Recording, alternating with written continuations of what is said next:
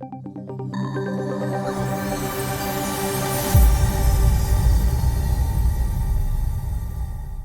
right, we're back. Welcome back, Rob. Thanks for joining us for a second round. Thanks for having me. It's great. Hey, lots of comments that came off the podcast that we put forward not long ago, having a look at e-scouting and all of the different tools and bits and pieces that you can use. So we thought we'd try and get together again and do a bit of a screen record, run through some of those features again, and give the listeners, I guess, a visual version of what we talked about the other day. There's quite a bit that we covered. Some of it I got completely lost in because I was stuck in one feature and you were talking about the next. But once I got my head around it, it was just so interesting how much more you could get out of these tools. So quite keen to show. We'll go through some of those features and then we'll talk a bit about Athena maps as well at the end, if you don't mind. That could be a good way to finish it up. Yeah, sounds good. Awesome, mate. All right, well, let's get stuck into it. Do you want to do a screen share and we'll kick off? Okay, should be seeing my Google Earth Pro app. I have. Yep. All right. So what I've got here, it's the Google Earth Pro app. As a lot of the users would be aware, you can download the New South Wales DPI KMZ. If you double click on that, it'll open it up in the app. It'll normally come under temporary places. But if you right click and save it, you can save it in My Places and keep them there each time you open the app. And just for the listeners' reference, that map can be found when you go onto the New South Wales R Licence hunting page, log in, go down to maps, and you'll get a PDF and a KMZ option. You download that KMZ, and then if you double click that, doesn't it automatically open in Google Earth, or do you have to import it? No, it normally automatically opens. Yeah, that's my experience. Yep. Okay.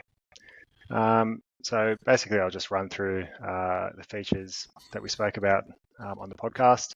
But if you have any questions anytime, just jump in. So the first thing we spoke about was the elevation exaggeration tool, which seemed pretty popular. So the way we get to that, we just go up to View. We go to our Tools button, and then down to Options.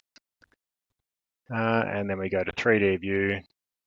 And then a little bit down, you have the terrain box, and there's a little thing here called elevation exaggeration, and the default setting is 1. So what I like to do with that, I'll close that for now. You zoom into an area of terrain that you know quite well. This is where we learn your best hunting spot. A little tip here is when you're using Google Earth Pro, sometimes the camera gets slightly off center. If you want to get directly back above Earth, you just hold down the R button and it'll put you directly over the top. So if I turn off the New South Wales DPI map and I get down and have a look at the 3D view of this little system, you can have a look at it and you can see that in some of these smaller re-entrants, you actually miss quite a bit of detail. And you can tell just by the shade on the image that there's quite a bit of elevation change in those areas. So now we'll just go back to Tools, Options, and we'll just put our elevation exaggeration to 1.5. Apply. It'll re-render. And you can see you get a little bit more detail. Might be more noticeable as you turn it around.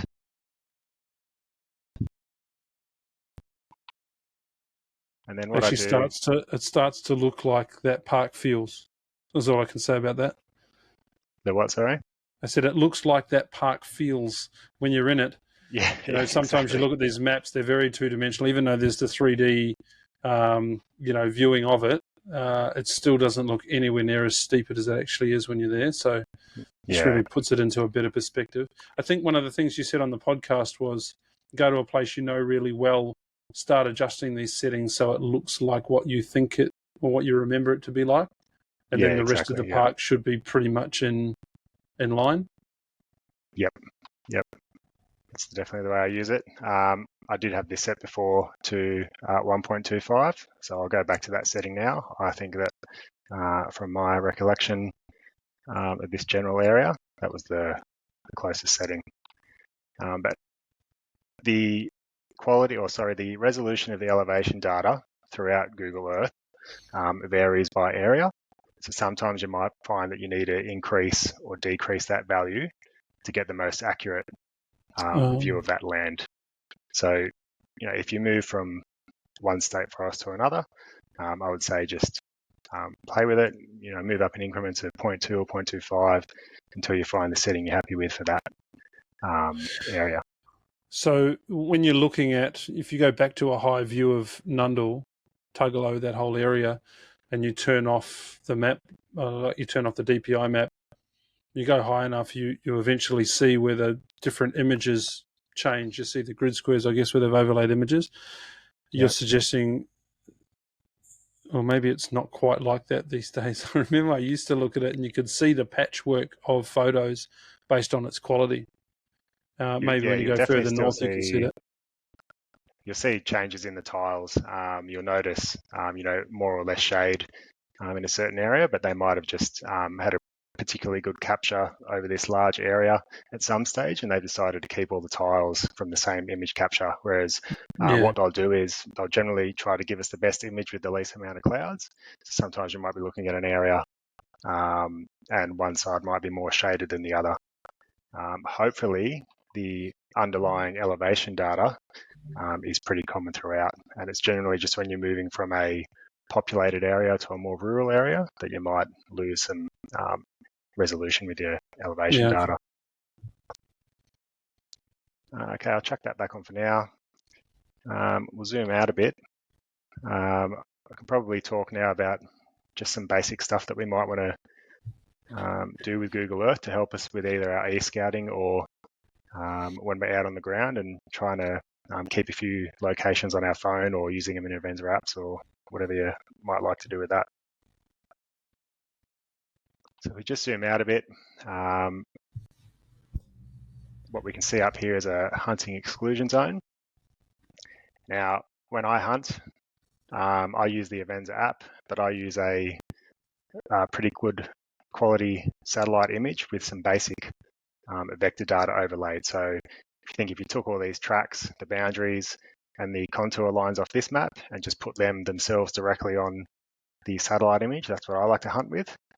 However, these hunting exclusion zones can change every quarter. So if you want to transfer that onto whatever map you're using, this is a way that you can do it for free. So what we do is you can lift all of these components off this map. We can't pull them from this map, but we can use the map when it's turned on and quickly create our own shapes. Yeah, right. If you're only doing 1 or 2 forests, it doesn't take quite very long. If you wanted to do 230 odd state forests, it might take you a while. But if we go over to our Tugelo map on the left in the places bar and we right click on it and we go to add, we can go down to polygon. We can call this polygon hunting exclusion 1. Okay, and if we just drag it somewhere out of the way and we put our cursor back over on the map, we're going to be able to start drawing. So what I like to do is zoom in using my mouse wheel and click somewhere on the area, and we then just want to move from point to point, start tracing around the shape. I'm doing this pretty quickly. If I was doing this for myself, I would be zooming in a little bit more and getting the best detail possible. You should be able to see that polygon forming, and we finish it off with a double click. Okay, and we then have a polygon created over there. We can then go back into style and color, and I've colored this one with red for the outline and red for the fill. But here, this opacity will normally be at 100%. On the previous shapes that I was drawing, I've set the opacity, which is the transparency, to 30%. So I'll click OK. Now, if I turn this Tugelo map off, it's going to turn off this point as well, because this point is now attached to this map. Yep. But if we come down to temporary places, go to add and folder, and I can just call this folder Tugelo. I can then copy and paste this point into that folder. So when I then turn off the Tugalo map, we can still see our hunting exclusion zone sitting there over the satellite imagery. Oh, So so if it's you are filled going it. to use this, I couldn't yeah, see that on the previous map. I don't know if it's just no, the quality that's coming through to me, but I couldn't see that had happened. yeah, just the color I'd chosen. It's a bit hard to see over the top, and when you turn the opacity down, it makes it harder. Oh, how good's that? And you can do this, you can do this same concept with the park boundaries and perhaps make it green. You can make your leasehold exclusion areas brown, which matches the DPI symbology. And you can save all this and just keep this on your computer, saved in your Google Earth. And then every time you come back to your favorite state forest, all that information will be there for you. And this is also how you're doing roads, I imagine, or is that a different tool? I do all of this stuff with a program called QGIS or QGIS.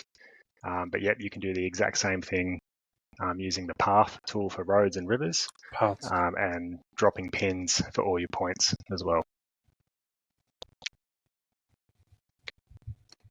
So the way I would, some might ask why on earth you would bother, given that the DPI give you this anyway, and I think that will get explained in a minute when we share the quality of maps that you can get and import just to help you that little bit more hunting, because some of the maps you get here aren't the best quality, the best res, the best colors. Contrast is quite different. Bringing this across and putting all of your map assets onto your own high quality map is going to be something you get to keep every time DPI update theirs. You get to maintain and keep your master copy, I guess. Yeah, for sure. And if people that have been tracking the DPI exclusion updates every quarter for a while, you'll notice that certain areas can be open and closed again and again. So you'll probably find that if you create a bunch of exclusion areas, as the maps get updated, you might not actually have to create new shapes. You might just have to turn previous shapes you made on or off. Yeah. Which you would do there under temporary places. You just untick it if that exclusion went away. Yep. And if I was to be building out this Tugalo map with a bunch of areas and points and some of the things we're going to speak about later, I'd put them all into this temporary places for now, but then I would save this folder into to my places and just have it separate from the DPI map, so that when I did import a new DPI map, I could still have that stuff there ready to go under my state forest folder. All right, so that's a polygon. So you can imagine you can apply that to anything you like. You could draw in your good to go areas. You could use that to perhaps draw in areas where there's a bit of a clearing, whatever you like. If you're looking for an area, polygon is your tool. The next tool I can show you is just how to drop a point. We can use these points to mark anything you like, and we'll speak shortly about how we can use those points to create a view shed or do a bit of line of sight analysis like we spoke about in the podcast. So if I zoom in, and we'll just use this high feature here, just on the eastern side of this ridge line.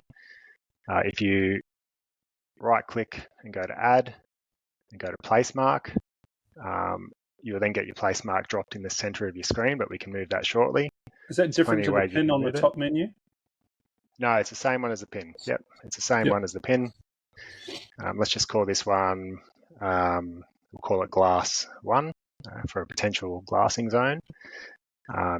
You can change your icon color. If you want to type in specific coordinates that you have, you can type them in and it'll move the pin. Otherwise, you just grab your pin, drag it to where you want it, and then press OK. And then you can see over in the left here, in our temporary places, or in our my places, we have the glass 1. Like I said before, I'd create all of my stuff in here, and then I'd copy it down into a folder here and save as. What's the reason you can't create it in there directly? You can go into my places and add a folder straight away and have it separate to your map. Right. That's just the workflow I've done, is to do everything in temporary places, just so I have a better hold on my data management. And then once I've done all the edits, either to naming conventions or locations, being coordinates, things like that, I then transfer it from temporary places into a permanent folder. It's just Nice. I do a bit of quality control. So we'll now discuss the viewshed tool. It used to be a button up in the toolbar here, but it's no longer there. So the best way to view this would be to turn off the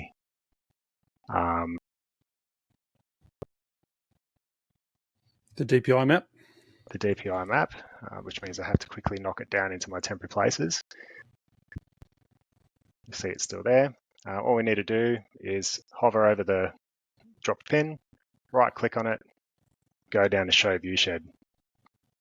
Sometimes, this one is saying our place mark's too low. So what's happening here is it's basically clamped so low to the ground, or it's clamped at an elevation below what that elevation actually is. So this is probably sitting as far as the app is concerned at sea level. So if we go into edit, and it will bring us to our altitude tab automatically, and we want to change this box from clamped to ground to relative to ground. Now we can either put it 0 meters, which should be at ground height. I normally set my pins at 1 meter. Eye level? Well, not, it's not quite eye level. Is that the reason for that? Yep, and I'm normally going to be sitting or kneeling when I do any sort of observation. You could go 0.5 meter. It's probably closer to accurate for most sitting height. I like to go to 1 meter. With the resolution of the data, I think if you just give yourself a bit more observation from that point, you probably get a better reflection of how far you can see by line of sight, and then you just need to make any adjustments for vegetation yourself. So we go to OK. We just have to go back in and start the viewshed process again. So what Google Earth's going to do now, it's going to get the best resolution data around that area available and do its calculation for you. And viewshed, basically it's telling us what you're able to see from that point. Yep. Right. So from our dropped pin here, it is saying that in theory, you can see every green piece of terrain here. Now, if we turn the Tugelo DPI map back on, you can see that we have a bit of a spur line coming off just north of our dropped pin. Yeah. Which is probably what's blocking the vision into this little re-entrant just to the north of that, and then so on and so forth up here. Naturally, if you were looking at these contour lines, you would assume that you can see the western side of most of this system. And there's probably a few areas in here you can see already. So, this section down here, it's probably unlikely that you can see that, noting that we're on the eastern side of a ridgeline. But that could be because we've set the height at 1 meter, and maybe you can, if you're 1 meter tall, see a bit over that ridge.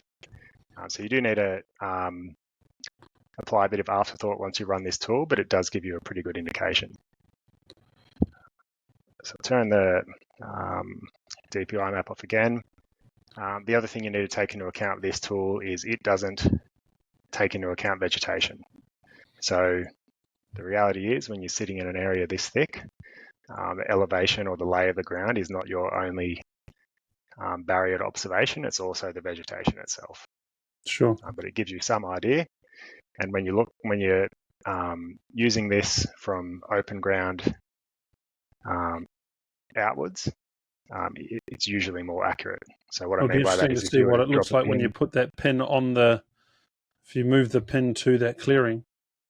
Yeah, I'll if you bear with me. So the only way you can clear these view sheds, they used to come up in previous versions over here with your polygons and pins that you've drawn before, but they don't anymore. What you need to do is go into properties from memory. No, that's not it.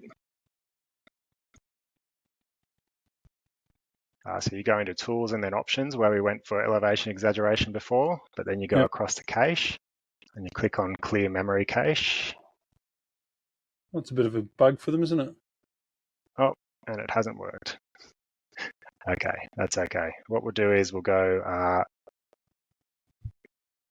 find another area and the cache might clear itself. And that might go away. So I'll try find now. We'll do one from a bit of open ground into some high ground around it.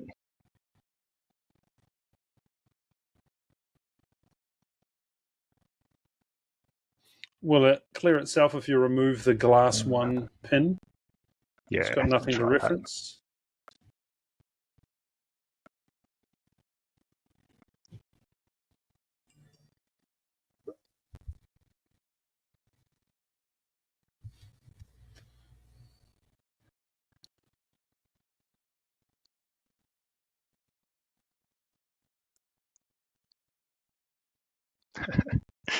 Okay.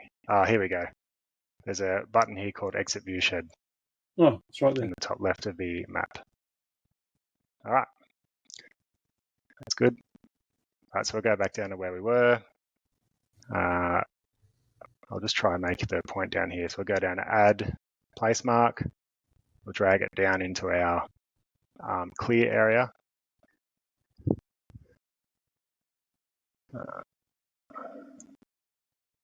Call this one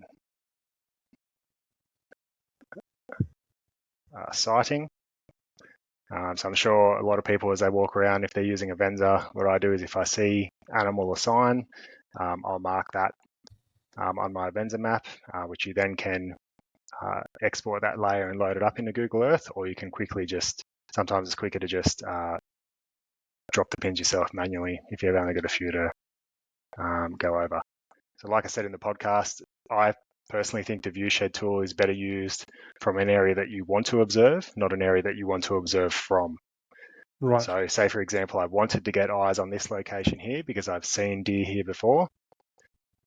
I'd put the pin where I've seen the deer or where I want to observe and then do my viewshed from there. And that'll give you all of the points that you might want to go to glass, depending on wind and all of those sorts of things.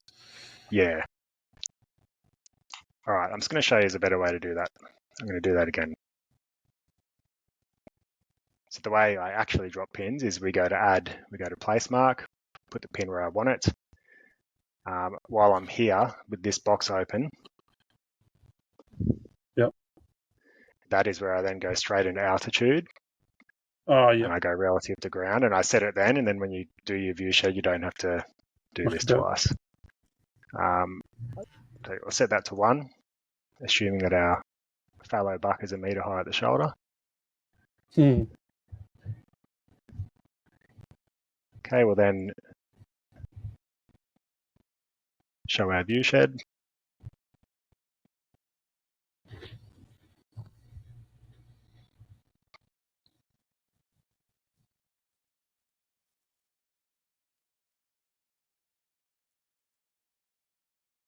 And there we go. So, some basic analysis now? from So this. you're looking at that, and you can see the tracks up the top there. You've got a, vegetation permitting, a couple of good spots from right up the top there that you're going to be able to look down into that area. Yeah, exactly. And you've got places to the east and west, and even to the south here, so you can start to get a few draft plans going for different wind conditions as well. Love it. All right, I'll exit that viewshed, but leave that point there, and this will move into the next tool. So what I'll do now is I'll draw a path, and I'll draw it along this ridge line here. So in the podcast, we spoke about trying to identify saddles or low points where animals might cross from one valley system to another. So this is a way you can do it in Google Earth. And I'll also show you how you can drop a pin exactly where that lowest point is. So if I go over to my temporary places folder, and I'll now go to Add and then Path. Just make sure this is out of the way for now. I'm not going to give this one a name. And what I want to do now is draw a path from somewhere down low and try and draw over what looks like the ridge line of the area that we want to analyze. What I might do before we draw the path is turn the tug-of-war map back on, and then we can use the contour lines to aid us in that. Yep. So back in there again, add path. All we do is start drawing the line using the contour line to guide us. And we'll go up to here, double click to finish, and then press OK. And we've got our untitled path over on the left. Now what we can do is right click on untitled path and go down to show elevation profile. So this will bring up an elevation path here. And there's not a great deal of elevation there's no change obvious in this saddles on that one, mate. You might need to go up another few clicks. Can you add on to the existing path? I'll go down this one here.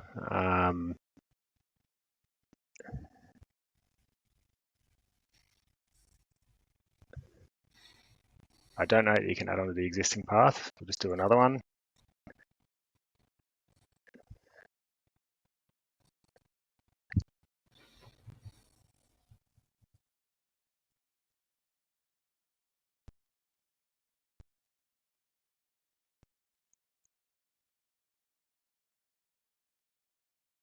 Give us a bit further to work with on this one. So what we're looking for here is obvious places that animals might want to cross. You can see that point right there.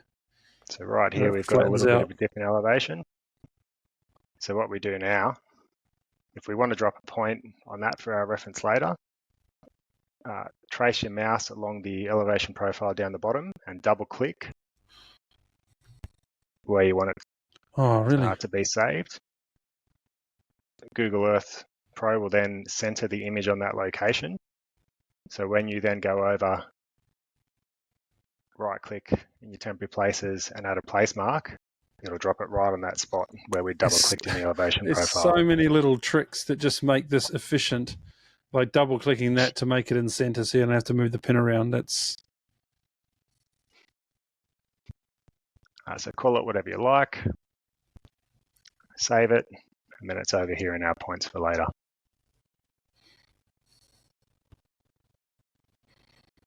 And close our elevation profile if we like, and if we wanted to bring that back up, just go back over to your path, right click, and then down to elevation profile again, and back it'll come.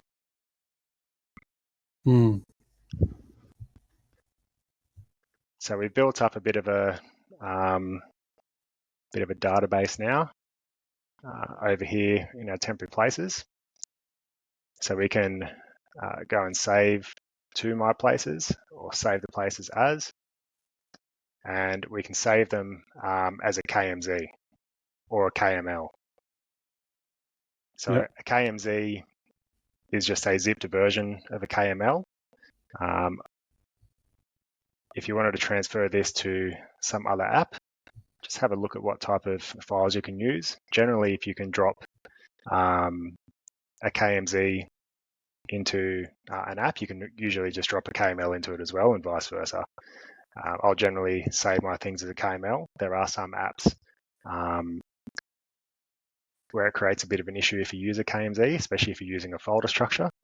But generally, you should be right with either. You can then save that anywhere on your computer, and then you can email it to yourself. For example, if you're trying to put it onto your Avenza Maps app, and then you can just import it directly onto the map as a layer. Right, so importing the KMZ or the KML is just importing the layers. It's not importing the map itself. Because obviously if we're importing a map into Avenza, that's a PDF we need. Yeah, that's correct. So right. So all of the assets that we create on here saved as a KML, you can import to Avenza. Yep. And you import it as a layer. Yeah. And then that layer can then be linked to one or several maps. So, the way I use Avenza, I always have the DPI map in there for the forest I'm hunting in, because that's Yep. our legal requirement. You need it. Yep. Yep. But I also have the maps that I make for myself, the high resolution satellite ones. And that's the one that I'll use while I'm getting around. But what I can do is import a layer and link it to both maps so that when I flick back and forth, which I inevitably do, I can see the same information across both maps.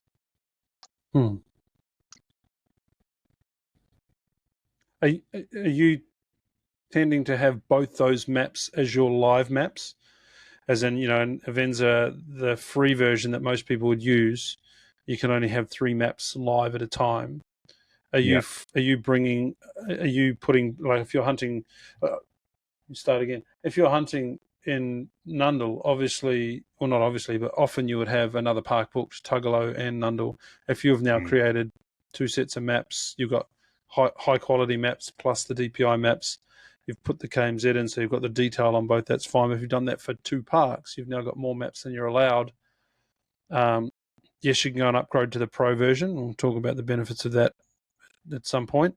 But how are you managing that, or are you not worrying about booking 2 parks and you're just dealing with 2 maps?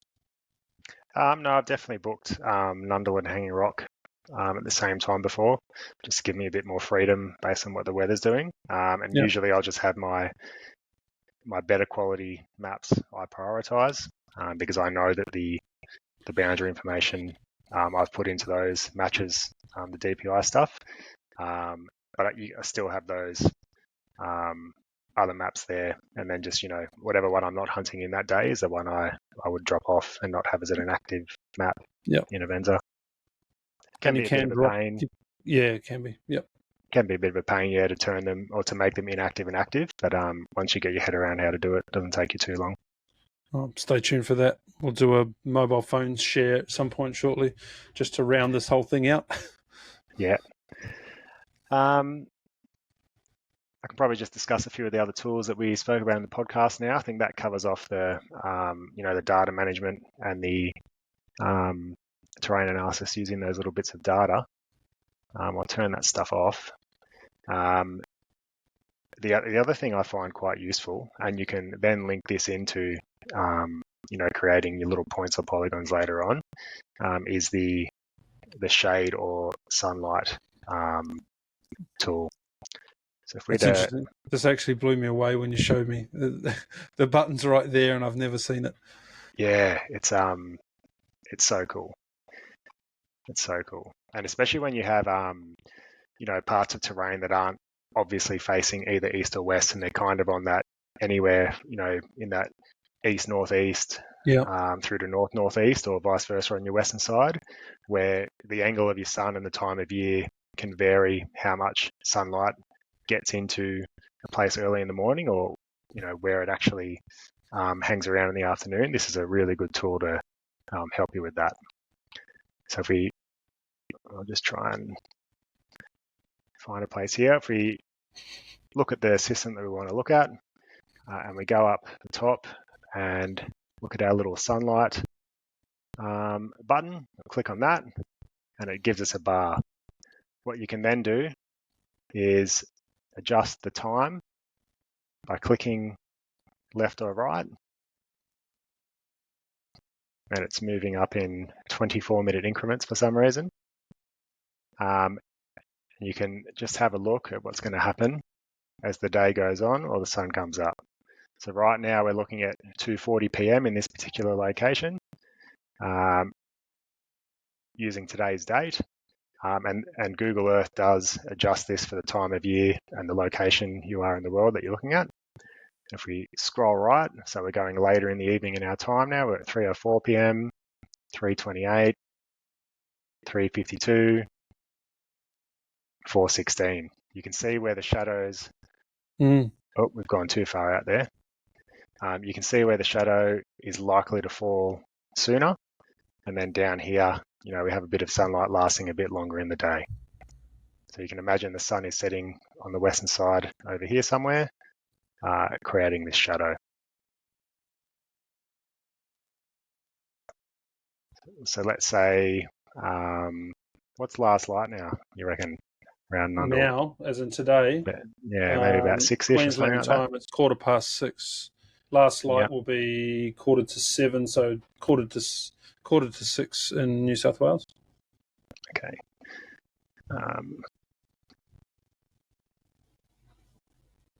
So if we go to 5:52, because we have a little bit here where it looks like the elevation rises, it appears as if there's a bit less shadow there. You've got to take into account that there could be a bit of a rendering issue as you use this tool. But you can certainly see that this part of the terrain here has a lot more light on it, and that's because down on the western side here, there's likely to be nothing shadowing it. So you can see on the can you western run side the of the ridge we're same? looking at before. You run the same analysis on sunrise. Yep. So if we just click through the I'm evening, thinking the until the next scenario morning.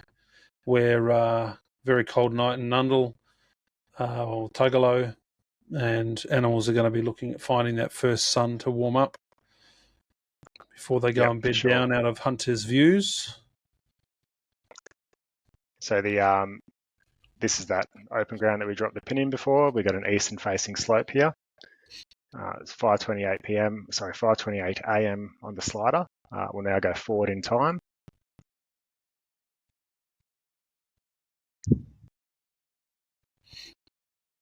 And we can see the shadow disappearing up the western face as the sun rises.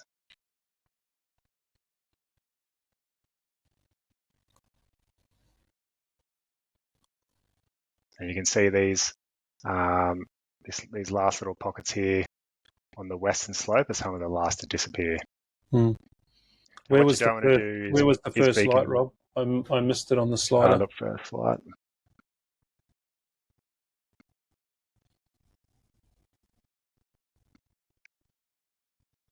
Your first light's going to be a little bit higher up on these western slopes. And then what you would find is, noting this has gone up in a 24-minute increment, it's given us quite a bit of sunlight there on the first rendering, but the reality is that over 24 minutes, that area is going to open up a little bit at a time. And then if you go into the next block, you can start to see that we're getting a bit more down here. It's a pocket of gold, that little clearing there. It's got all the good sun first thing in the morning. The only thing wrong with it is it's out of bounds. Yeah, I haven't actually been there before. Trying to use somewhere I haven't been, because we're in the good area there. It's inbounds. Holy, well, there you go. All right, there you go, people. Stop recording. We'll start again. There's the tip. Let's do it again somewhere else. That's a gold mine. Yeah. Someone go and have a look and let us know. Sorry if someone was about to hunt that. Anyway, giving you all the tricks, but everyone else too. All right, that's our sunrise sunset tool. I think it's pretty cool. It's what I was going to say before is this is just looking at the imagery now. There's no tool applied to this. You can see a bit of shadow in the imagery from just where the sun was at the time of day that they took this imagery. So have a look at your imagery first, then use that tool so you don't get confused between what was the existing shadow on the image and what's been generated by Google Earth. What have we got next? The next one, I think this is pretty cool. It's if you can think of tricky ways to use this, I think it's very powerful. So this is historical imagery, is it? Historical imagery. I'll tell you how I immediately thought about this.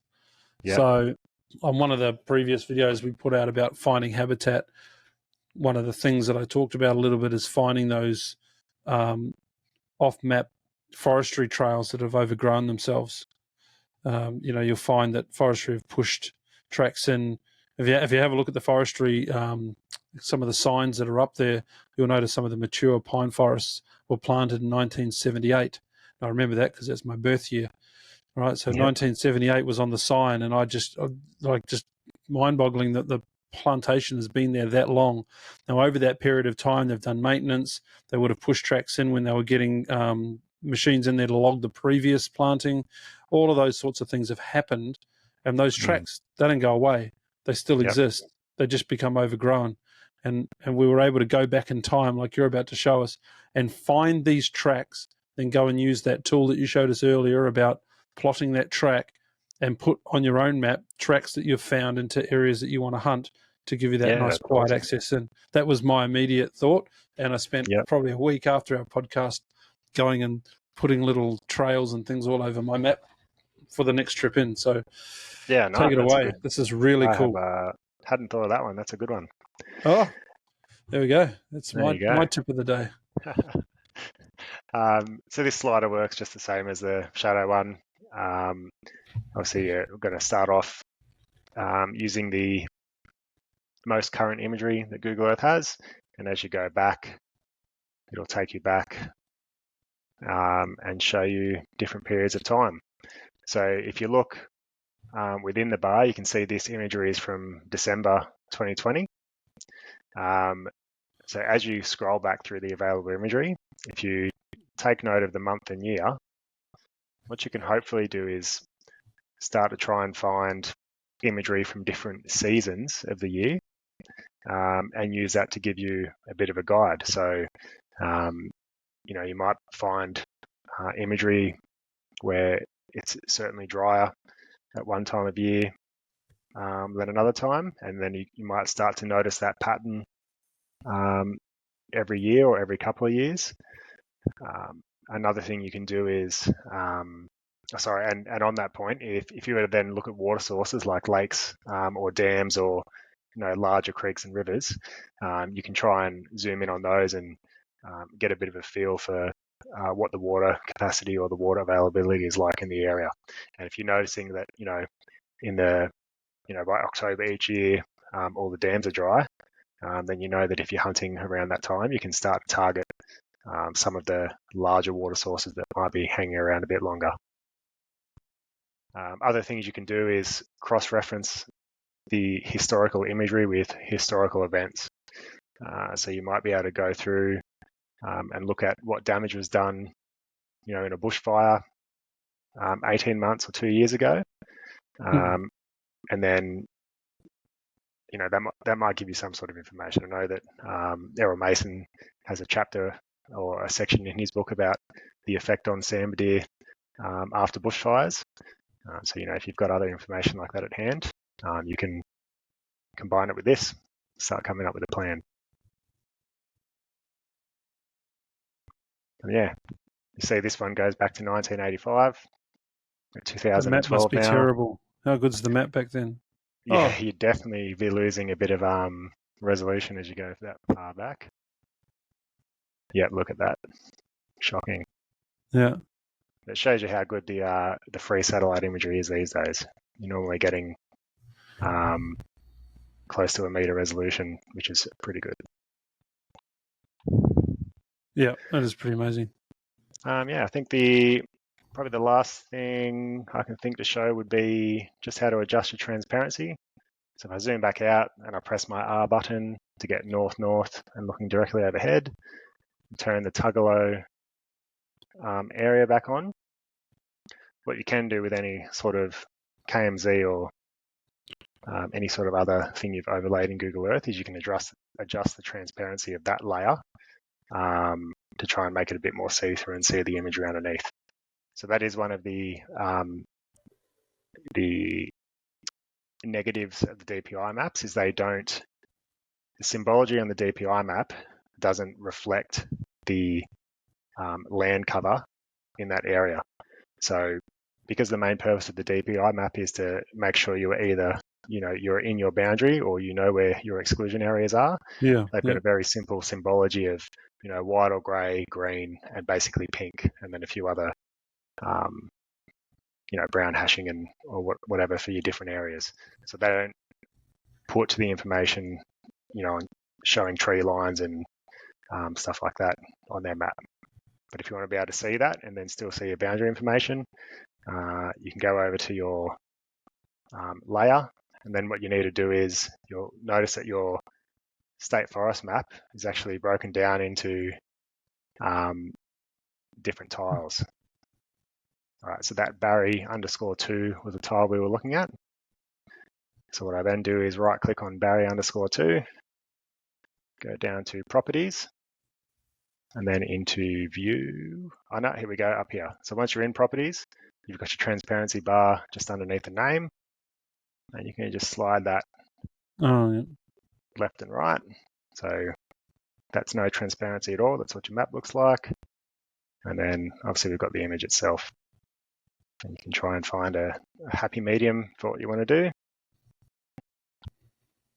You can see how that's different compared to the other tiles around it.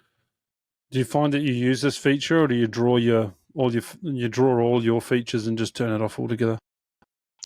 Yeah, I normally just draw the features and then turn it off. Yeah. Yep. I think the DPI maps are good for their purpose, but they're not the best thing we can do for terrain analysis. Oh, I do like the contour lines on them. I think especially if you're further west in New South Wales and you hunt a relatively flat forest that might only have some slight undulation, the contour lines can sometimes be useful. But generally, I'll just flick it on or off, get my a general lay of the land, and then leave it off. The technology that sits behind this. So you were talking about moving these maps into a Venza, right? So you've worked on this map. You've created some roads. You've created some tracks so that you can drop some pins on saddles, which are going to be likely movement paths for animals, right? Then I save that KML ready to upload into a Venza. I've done all of that work on this map. Then I go and upload a completely different map. The technology in behind all of this is going to size and scale all of that so it just works. Yep. So when you, a point is a point. It's an X and a Y coordinate. Things like your polygons. What a polygon actually is, it's just a bunch of points. So as you zoom in or out, or use a different scale of map to view it on, the points will still go to their relevant places and just make your polygon either appear larger or smaller. So points, lines, and polygons are a form of vector data. And one of the pros of vector data is it will always adjust to whatever scale you want to view it at. And its resolution is only affected by how many points you use to draw that polygon. So what you'll see sometimes is if you were to, for example, download New South Wales State Forest boundary data from the New South Wales Spatial Services, it appears to me as if some of the state forests have been digitized. So those polygons have been drawn at a larger scale, which means that it's more zoomed in when they draw it. What that means is when you then put it over imagery and it's geo-referenced the same way as the imagery, it's actually quite accurate. However, if they had to zoom all the way out and then draw the polygon for those boundaries, and then you were to zoom in, you'll start to notice all the little discrepancies, especially when you look at somewhere, say, for example, on this map, you're trying to trace along this creek line or whatever the boundary marker is here. So if we zoom in there, you can see exactly what I'm talking about. Yeah, it's supposed to be the creek. Yep, that's right.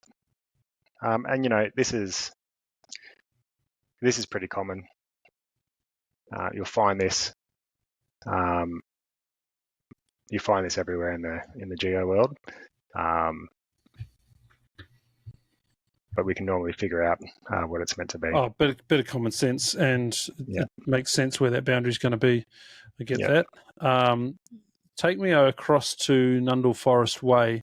You'll understand the section I'm talking about, where the boundary parallels Forest Way, but it's well and truly on farmland and has been for years, and it's never been fixed or updated or changed. So coming in from the Walker end. Yep. That section there. So can you turn I think they may have, by looking at it, they may have made that an exclusion zone area now. This area here?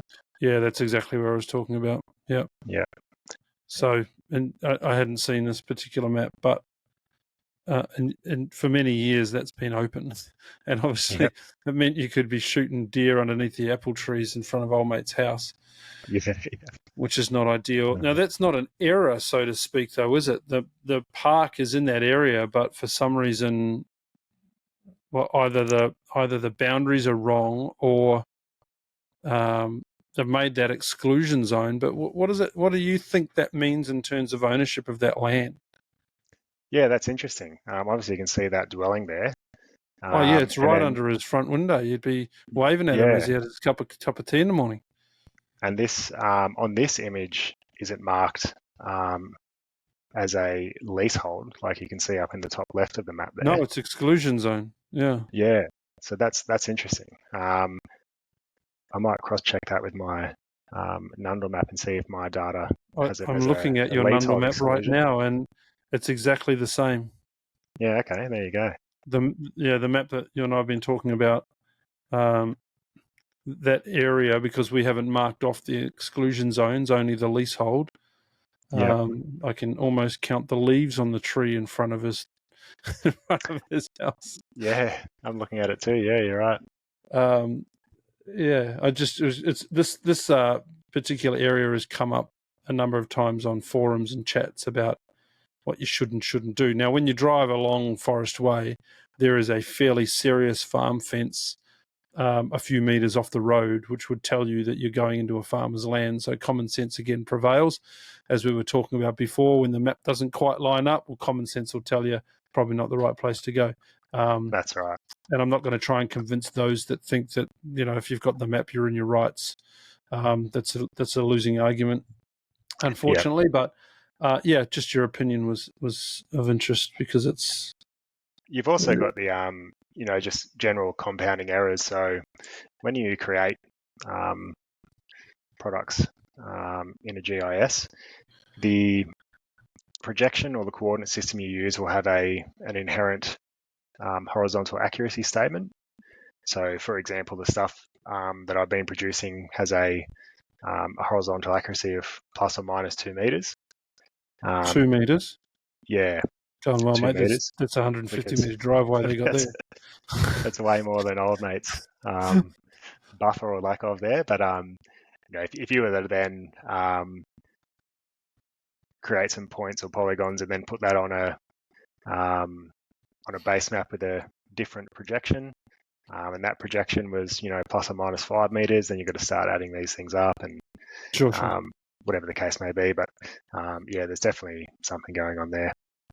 But like you said, common sense.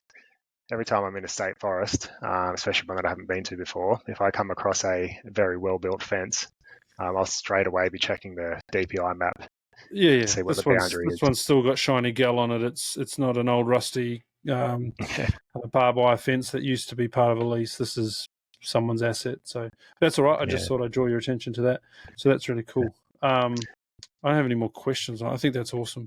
That gives everyone the ability to deep dive into this a little bit more, get themselves prepared for wherever it is that they're going in state forest or public land if you've got access to the maps and you've got them in here. But yeah, thank you very much. I think that's awesome. No worries. Do you want to talk quickly about Avenza Maps? Yeah, sure. It's exciting. I don't want to give away your secret, but I'm going to kind of do it anyway. Exciting. I'm excited. All So right, by the time this goes to air, it's a challenge. you'll now be able to go into the Athena Spatial vendor page in maps using high resolution imagery, the highest that we can get for free or freely available, and put a bunch of vector layers over it to aid in navigation and terrain analysis while we're out on the ground. So we've got the contour lines that I spoke about before. We've got secondary creek lines. We've got named watercourses with labels. We've got the named roads marked on there as well. We try to really strike a balance between giving users useful information, but at the same time, preserving as much of that imagery as possible so that people can do their own sort of map to ground style navigation. We also try to highlight boundary by using a boundary line and also masking out areas that aren't part of the state forest. So at this stage, we've got 10 ready for purchase, and we're going to be releasing a couple of maps a week coming into the rut. So if people have a specific state forest that they want to see for sale in Avenza, let us know in the comments or hit us up on the Athena Spatial Facebook page. And the more calls we get for a forest, the higher it moves up the priority list for production. Yeah. So the website address? Our website is Athena, as in the Greek goddess of wisdom and war. However, we'll send out a link through our Facebook page, which will take you directly to our vendor page in Avenza Maps. And we can shoot that through to you guys when it's ready. Yeah, so you'll also be able to go to hunterscampfire.net page, and we'll have links to it. It'll go straight back to Rob's page, but if you can't remember how to spell Athena or Spatial, because I'm kind of like that guy who struggles to spell it, you can just jump over onto our page and we'll link you through to it. Now, begs the question, are you going to share a map to show us? Because for the life of me, if I was hearing this the first time, why would I want to buy a map when it's already free? Good question. I can answer that question because I'm staring at one right now and I could see the fleas off a deer's back. I'll show you the Nundle version that's for sale now. And what I've also done is one of the state forests for a limited time I put up for free. I think it was the Borreby State Forest, but I could be wrong. Anyway, I put one up for free. I'm going to leave it up there for a little while, let people download that map. If they like the quality of it, they can then go to their favorite state forest and purchase it. But anyway, I'll screen share now and show you a sample. Hopefully the quality comes through in the screen share. Should come through in HD, 4K. So here I've just opened up the PDF. Rob, it'll come through better. And I've opened up the PDF in Acrobat, but this is the same resolution that it comes up in when you view it through Avenza. So what we've got this is the top right of the map here. I've zoomed into about 50% or 60%, 25%. There you go. So we've got our logo. There's a few caveats for everyone there. We've got some climatic data. So we're showing the average rainfall by month and the temperature range by month as well. We've also got a 5-year average of wind and generated this wind rose. So what this shows... Sorry, mate. I was wondering why the map was so washed out. Yeah. It's because it's out of bounds. I get it. All right, carry on. Sorry. Out of bounds. So that's our mask that we put around. And then, as you come down into the northeast corner of Nundle there from the Walker end, there's old mate's house we were talking about. You can see the quality of the satellite image. The vector layer itself is set for best viewing when you are zoomed right in, because when we're scrolling through this on the ground with our phone, you generally have you only need to have a couple of 100 meters in distance shown on your screen. And this little section here gives you a pretty good idea of what you can see. So we have our masked area in the top left. We have our brown hashed area matching the symbology for leasehold exclusion areas from our DPI maps. We have our secondary trail in the white here with the labelling, Sleeman's. We've got a blue secondary creek system here. So the dashed line means it may or may not hold water. Other places in the map, you'll see a solid blue line, and the solid blue lines are labelled with the creek or river name. And we've also got our elevation contours. So they're 20-metre contour lines, so they don't clutter the map up too much. But I think 20-metre contour is a good balance between giving you the information you need to walk the ground without getting stuck in some horrendous place, but also let you see the satellite imagery underneath. Our index contours, which are the thicker ones, are every 100 metres in elevation, and they're labelled just to give you an idea. And then you know that anything above it is 20 above, 40 above, etc. And you can count back down to the next lowest one. But yeah, that's Nundle. That's Nundle. So my immediate reaction when I saw this, other than wow, was, for starters, if you zoom out a little bit, the contrast that you've managed to put on this map, whether you're were just really good at this, or it was a fluke. If you go and look at most of the other satellite imagery, the contrast between the planted pine, I'd sort of go into where I'm trying to see where I am. I'd go in a reasonable way. Yeah. The contrast between the pine and the eucalypt is excellent on here. Right, so if you go back into that section we were before on that northern, come out to maybe, way too much. I can't tell you how far off because I've got no idea. Just click out. Keep going. Just so everyone knows, it renders immediately in Avenza. This is just because we're viewing it through Adobe. Yeah, and actually it will be rendering probably immediately for the viewer as well. It'll be recording in HD. Just about there, I reckon. You can just see the contrast difference between the pines and the eucalypt. Now, if you go out maybe 3 or 4 more click layers, you can start to plan routes and tracks and things that you might want to have an explore of. And I'm not going to show you what I was looking at because that'll give away where I'm going. But you can just see on this picture, you can see if you were camping somewhere, you can follow these sections that are in between the pines, the eucalypt section. That's that riparian zone that we've talked about a few times. That's likely to be a watercourse, highly likely to be a watercourse, because they don't plant down in those watercourses. You can start to plan your route in and around some of these sections.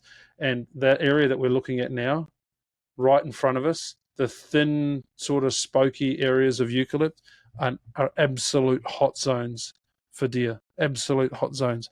If you zoom out further and you see big chunks of eucalypt, not to say that there's anything wrong with that, but that's just because it's outside the park boundary probably, and they're not planting in that area at all.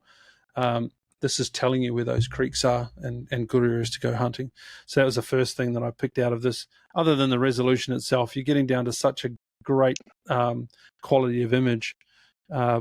Where I thought I had planned to go, I was able to really, hone in on areas that were important to me. So I think that's fantastic. One question I would ask, though, can you now chuck this map into Google Earth and use its tools in terms of elevation exaggeration? Yes. The short answer is yes. That would be bloody nuts. Now, when you buy a map through the Avenza store, you can't export that map from Avenza. But if people did want to use this imagery or this map in Google Earth, you could purchase what's called a GeoTIFF from us, and you'll be able to render that in Google Earth. Now, what we're doing at the moment is working through a way to do that without using ridiculously large file size, but that is coming, and that is going to be an option in the future as well. That'll be mind-blowing. Just the detail you get in this compared to what's available on Google Earth now. It's really going to give you another picture from your desktop that you're not going to see normally. So that's awesome. Thank you for that. Thanks, so we know where to go and get it. We know that they're coming out. There's a whole bunch of them. I've seen the list. It's going to be cool to see them. Where roughly what price are they set at? Just so people listening now can understand it. So the prices are set in US dollars, which unfortunately we can't change. So we set them at the moment to $19.99 US dollars, which works out to approximately 30 Australian dollars each. Right. So, and you just go into the Avenza app and go to the web store and search Athena Spatial, and the maps will come up. Is it that easy to find? Yep. If you search Athena Spatial or the state forest name itself, they've both been listed as tags to every single map, and they should come up. There's also a feature in Avenza where you can turn on your location settings on your phone, and you can search by area around you if you happen to be in or close to the forest you want to look at. The other thing you can do is once you have done a search in Avenza, you can then filter your search by publisher. So if you then go to the publisher filter and type in Athena or you'll be able to select Athena Spatial, and it'll show you everything that we've got in our product catalog. I can see like it. I said, once we get our vendor page up and running, we'll share that link and people can just go direct to it. There it is. How good. How good. That's amazing. All right. Well, thanks again. We'll call it quits at that. if you've got any questions, throw them on the chat at the bottom of this recording. This is likely to be on YouTube, so just throw them in the comments. I'll direct your questions to Rob. There'll be details in the notes below here as well that'll tell you how to get hold of Rob, where the website is, etc., etc. If you're lucky enough to be coming to Hunt Camp, you'll get to arm wrestle him over which park he needs to do next, because that would be great. Yep. Thanks very much. All right, good on you, mate. Thank you.